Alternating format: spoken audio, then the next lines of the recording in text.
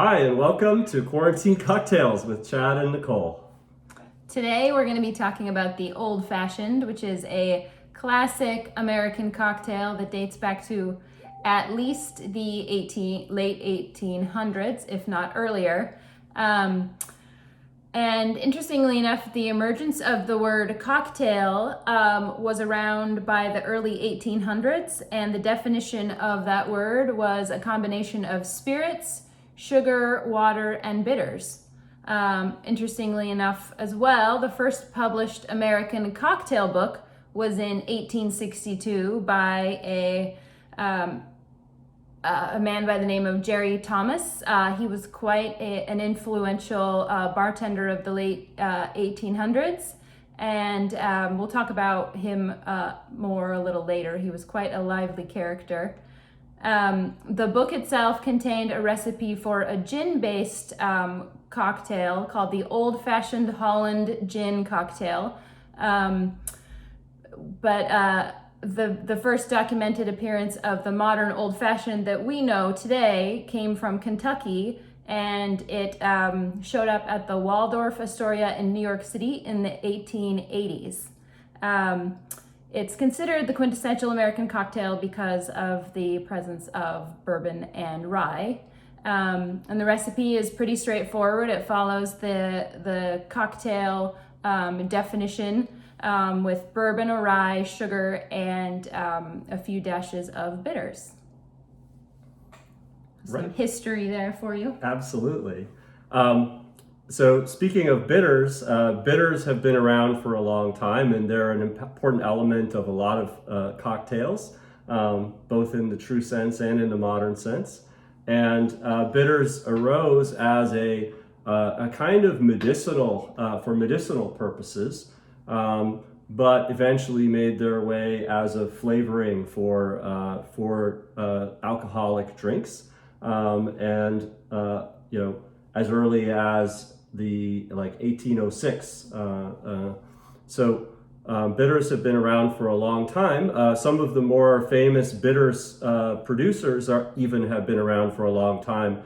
For example, Angostura bitters, originally from Venezuela and then Trinidad and Tobago, was founded in the 1820s. And Peychaud's bitters, which are well known to the fans of the Sazerac cocktail, that company has been around since the 1830s. So many of these recipes are, closely guarded house secrets.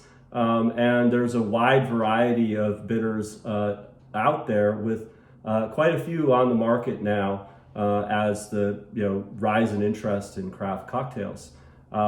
Interestingly enough, Jerry Thomas, our famed mixologist of the 19th century, was a big promoter of bitters, and in fact his cocktail book from 1862 resulted in a big uptick in the interest in and popularity of bitters across the US and elsewhere. Should we talk a bit more about Jerry Thomas? Sure. So Jerry, he was the pioneering mixologist, largely responsible for, as Chad said, the increased popularity from his book in 1862. He was quite an interesting figure. He was originally from New York, traveled around quite a bit, and had quite a showmanship about him with his bartending. His first bar in New York was actually under the P.T. Barnum Museum, and perhaps there was some overlap or interchange of showmanship between P.T. Barnum and Jerry Thomas. Yeah, so for those of you who are interested in looking him up, it's Jerry Thomas. He got the nickname The Professor, and he was, like I said, quite known for his showy productions of his bartending. He would flip bottles, like Tom Cruise did in Cocktail type of thing. His signature drink... Maybe not with quite the same musculature, but... Who knows? Who knows? His signature drink was called the Blue Blazer, where he actually lit whiskey on fire and then poured it between two mixers. So, quite the elaborate, showmanship there. His book can also contain the recipe for the Martinez, which we talked about a couple of weeks back. He may even have invented it since he spent some time in San Francisco right around that time. So, we see his name pop up quite a bit, and I didn't know about him until, we started researching this. So quite an interesting character. Also, the vermouth we talked about in the Martini episode, the brand we used was called Il Professore, actually named after him, which is interesting. Do you want to talk about this bitters that we're going to be using? And in fact, today? today's bitters are also named in honor of Jerry Thomas. This is a company called Bitter Truth. They're actually based in Germany, but they have created this bitters from a recipe that Jerry Thomas had, and so they have attempted to recreate one of his own personal bitters recipes here. It's very nice. It's in this aromatic area, similar to Angostura, with a lot of strong, heavy notes of clove, and we get a lot of allspice and those clove baking kind of spices. flavor from it, which is really nice, and I think it goes well with the spiciness of the rye. As an ode to Jerry Thomas, we'll make our ye old timey old fashioned here, as we've decided to call it. So looking here at our recipe, you can see that the recipe is fairly straightforward, and it calls for combining sugar, water, and bitters together and muddling them. You really want to use a small amount of water here. You can also use simple syrup instead of the sugar and water. Often you'll see people recommending the use of a 2-to-1 simple syrup, 2 parts sugar to 1 part water, to have less dilution and more texture provided by the sugar. One of the other, as you can see, this is basically a spirit-based cocktail. We will be stirring this cocktail, even though the Jerry Thomas recipe called for shaking for his gin old fashioned. We'll be stirring this cocktail after we do the muddling of the sugar and the bitters with a small amount of water. There's really no cocktail shaker necessary for this Not one. really. You can use a mixing glass, although some people like the cocktail shaker still for some of the cold retention. We'll be using a mixing glass just so you guys can see the muddling process a little bit. We're also making use of a particular kind of sugar. It's called Demerara sugar. I keep messing that up, but Demerara sugar, which comes from originally from the Guyana, but now most of it is made in Mauritius, apparently. It's a lightly refined sugar that still retains a portion of the molasses, and so it's got some of that caramelly molasses notes that it lends. You can kind of see the color too. Yeah. It's not white. It's got kind of a light right. brown. Of course, at home, you're free to use a light brown sugar. Most people don't recommend using like a true brown sugar. I actually haven't experimented with that, but it could be worth trying. And I think that the Demerara goes really nicely with the bitters and the rye as well, to really give this nice caramelly, clovey, spicy experience out of the whole thing. And I believe I've seen it readily available at QFC and things like that for baking. It's definitely become more available, and it's popular for baking, in part for topping, like on muffins and things like that, because of those larger crystal grains. We are, of course, chilling our glasses, and the recommended glass for an old-fashioned is, in fact, a double old-fashioned glass, or an old-fashioned glass, depending on the amount of liquid and also the ice that you're going to use. As I noted earlier, one of the big recommendations is to, if you can, make a large ice cube rather than using small ice cubes that will melt quickly and dilute quickly. it's best to use a large ice cube. There are molds out there for 2+ inch ice cube, and that might be something worth investing in for your home bar use, just to get that sort of, reduce the dilution. There's a nice aesthetic, I think, to a large ice cube as well, so that's something that we'll be using for this. Should I get it out? Yeah. So let's get out the glasses, and of course our garnish. And we have these great monogrammed glasses that we got at Williams Sonoma, I believe. And they're the perfect size. And then, so we'll be using bullet rye, as I mentioned. I think it's a good rye for most cocktail making. With an old fashioned, it's you're largely having that spirit. So if you wanted to, you could go even higher end with the rye and have something that's got a lot of character, and as opposed to a lot of cocktails where if you're mixing it a lot, it doesn't necessarily lend itself all the time to going with a super high end liquor that you might prefer to sip more neat. But the old fashioned, I think, lends itself more.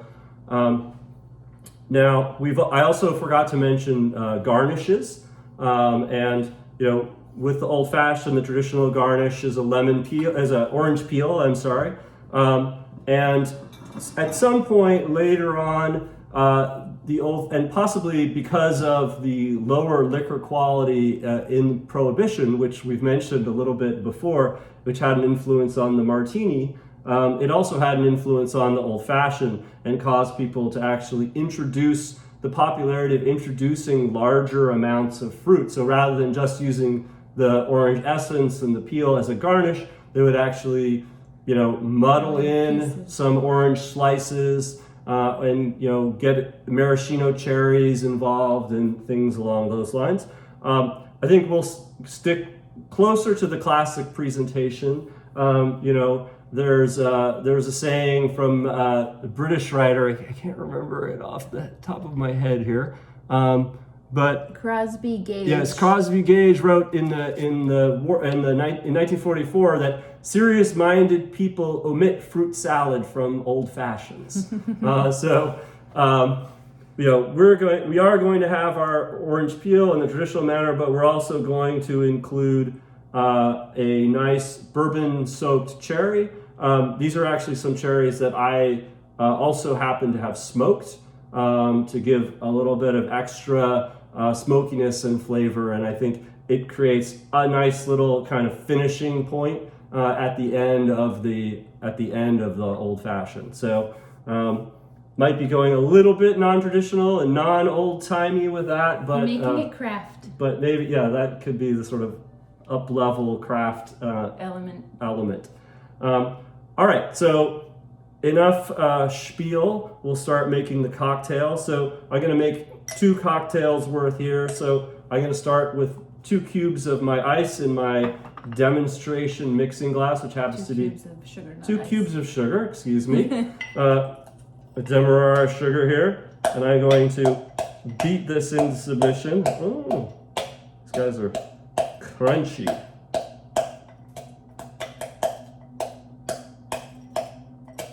All right, taking quite a bit of effort here. Maybe I should have pre-mashed these. Oh, it's good. Yeah. So get it nice and crunchy.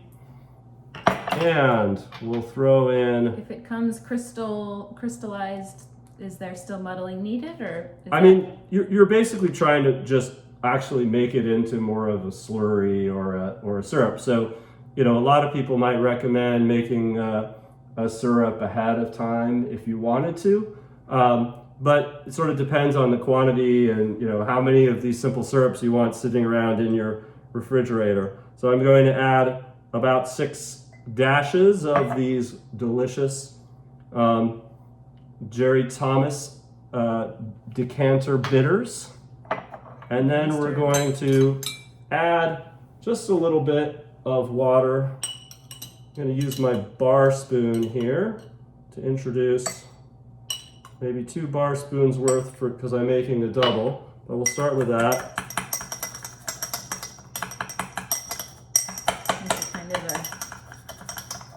So just kind of getting that diluted. It'll be a pretty thick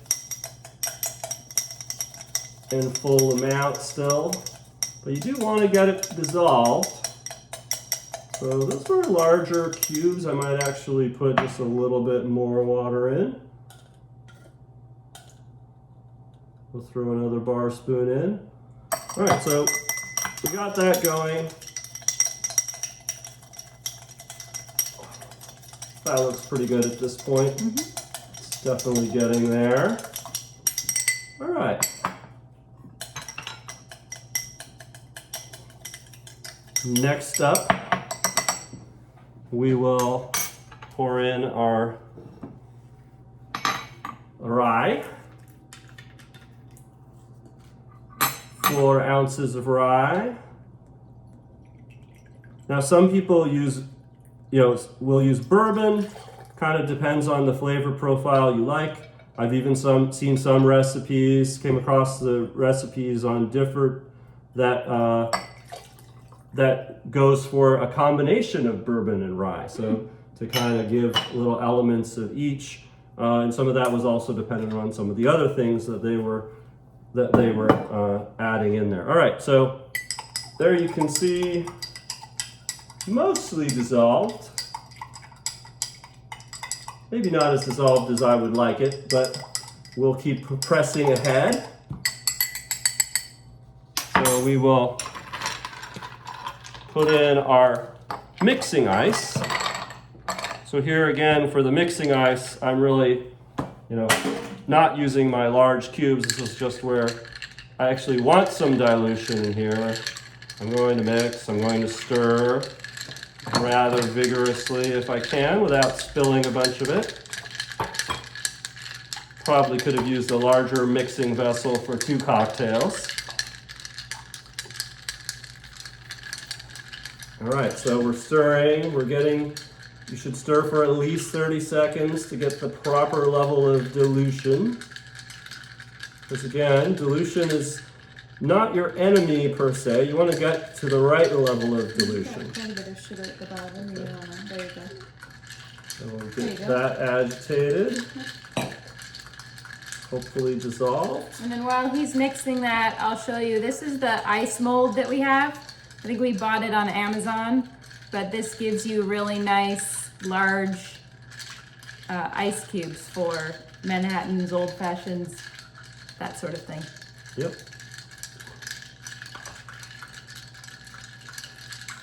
All right. I think that is good. All right, and we will. Strain it? Sure, we can strain it through that. And I've put the large ice cubes in the glass so you can see they take up quite a bit of the volume. I think I will just use something to just strain it like that. Oh, okay. Just easier with this glass. All right. We'll pour those in to our glasses over our large ice cubes. The ice cubes there should maintain the temperature nicely. And then we will use our bar knife to cut some nice large orange peels. I like to go pretty large for an old-fashioned. Try not to get too much of the pith. Do you want some toothpicks? Yes, that would be great actually, if we can grab some of those picks.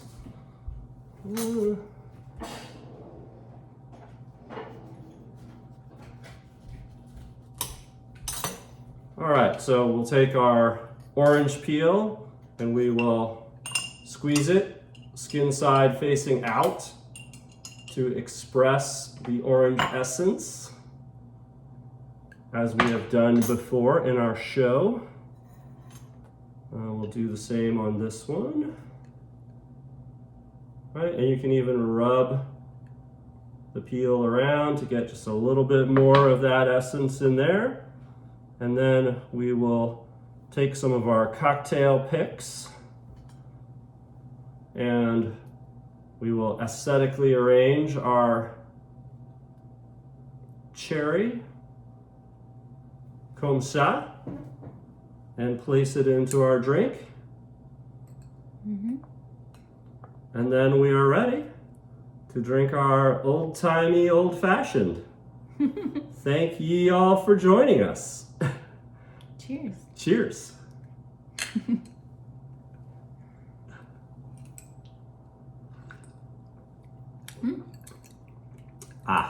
Good. All right. For sipping. Yes, this is definitely, I mean, it's almost entirely alcohol. So, modulo the dilution and a small amount of water that we introduced with the sugar. So, yeah, this is a large beverage. All right. Cheers. Thanks for joining us.